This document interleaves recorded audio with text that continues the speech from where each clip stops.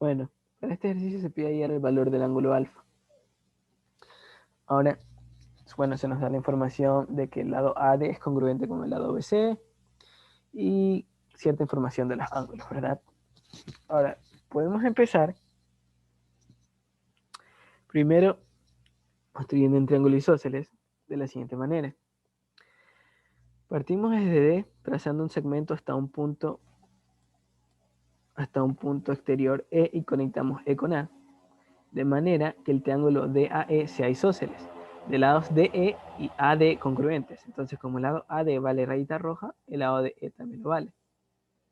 Y este triángulo ADE lo hacemos de manera que el ángulo ADE sea 60 grados menos 2 alfa. Ahora, hecho esto, evidentemente podemos completar 180 grados en el triángulo ADE, sabiendo que es isósceles, y que el ángulo comprendido entre el par de lados congruentes es de 60 grados menos 2 alfa. Sabemos que para completar los 180 grados hacen falta 120 grados más 2 alfa, que repartido equitativamente entre los vértices A y E le corresponderían 60 grados más alfa al vértice E y 60 grados más alfa al vértice A, ¿verdad?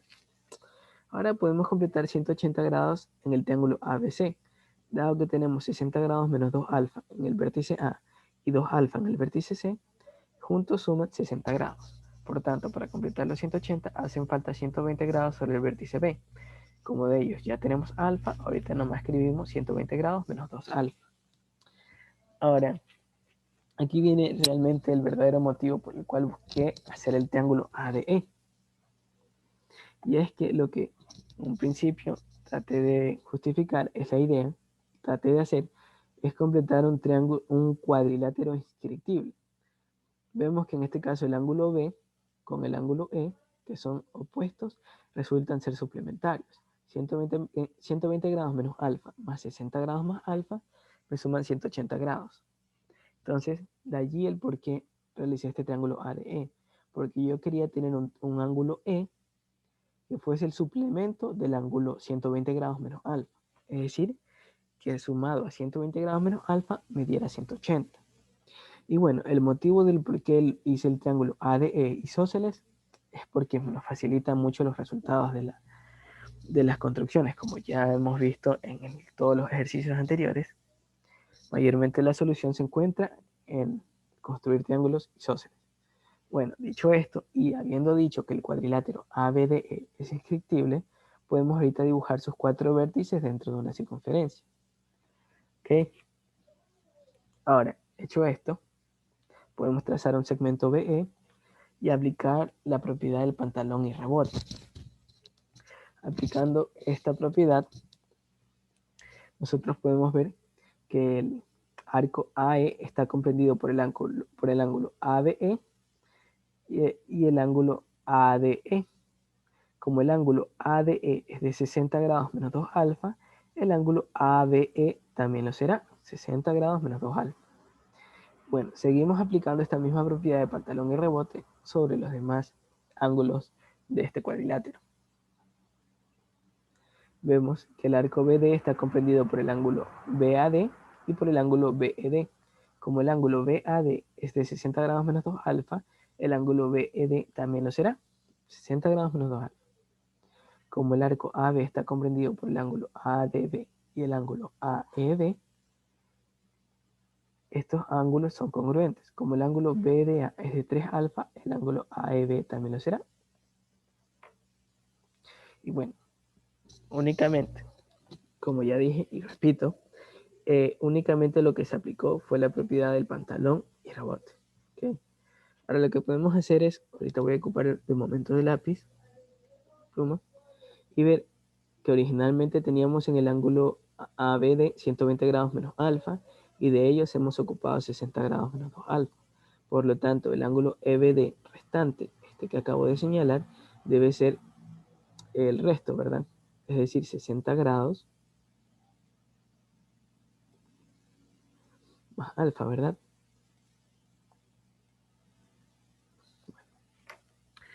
Bueno, dicho esto, ahora podemos fijarnos que el triángulo EBD es isósceles. ¿Por qué? Porque el ángulo D tenemos 60 grados más alfa, y en el ángulo B también lo tenemos. Por lo tanto, y por la congruencia de este par de ángulos, resulta que el segmento ED es congruente al segmento ED. Como tal, vale rayita roja. ¿Ok? Ahora podemos unir los extremos E y C y ver que tenemos un triángulo EBC isósceles, ¿verdad? Cuyo ángulo EBC es de 60 grados más 2 alfa. Ahora, sabiendo esto, nosotros ya podemos deducir cuáles son los ángulos BS y BCE. Como tenemos 60 grados más 2 alfa en el vértice B, hacen falta 120 grados menos 2 alfa, que repartido equitativamente entre los vértices E y C, le corresponden 60 grados menos alfa a cada vértice. Pero en el ángulo BED tenemos 60 grados menos 2 alfa, así que el ángulo DEC simplemente será de alfa. Nuevamente completamos los 60 grados menos alfa en el ángulo BSE. Como ya tenemos 2 alfa, simplemente agregamos 60 grados menos 3 alfa. Ok, bueno, hecho esto, voy a borrar de momento unas ciertas anotaciones para no ser... Okay. Hecho esto, borrar todo, no señalar. Ahora, lo que podemos hacer es ocupar... habíamos visto que el ángulo EBD es 60 grados más alfa. Y tenemos información del lado BE. Por lo tanto, uno podría pensar de que es útil utilizar estos 60 grados que yo tengo en el ángulo EBD. Bueno, tengo 60 grados más alfa, pero de ellos solo utilizaré 60 grados ¿para qué? Para construir un triángulo equilátero. Así que habiendo dicho esto, desde el punto B trazo un segmento hasta un punto exterior F y conecto E con F, de manera que el triángulo EBF que acabo de construir sea equilátero, ¿verdad? De ser equilátero,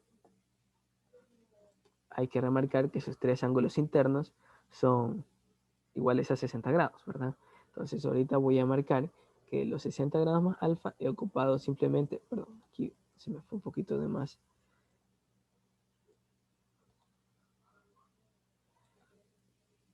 A ver, solamente esta parte de aquí serán mis 60 grados. Ok. En el vértice E vemos que tenemos 60 grados menos alfa. Por tanto, el ángulo CEF será de alfa, ¿verdad? Para completar los 60 grados. Y bueno, en el vértice E de momento no será necesario marcar los 60 grados.